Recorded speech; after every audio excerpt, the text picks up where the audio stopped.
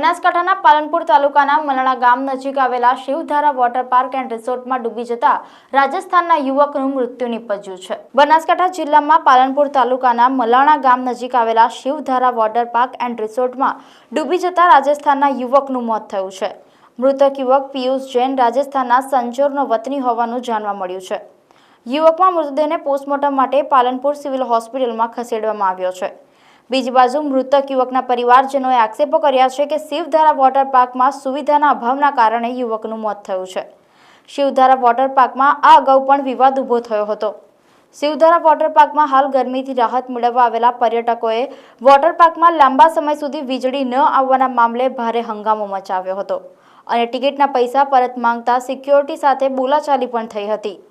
જો કે વોટર પાર્કમાં ટિકિટના નામે તગડી રકમ વસૂલ કર્યા બાદ પણ પૂરતી સુવિધાઓ આપવામાં સંચાલકોની મનમાની સામે પર્યટકોએ રોષ વ્યક્ત કર્યો હતો।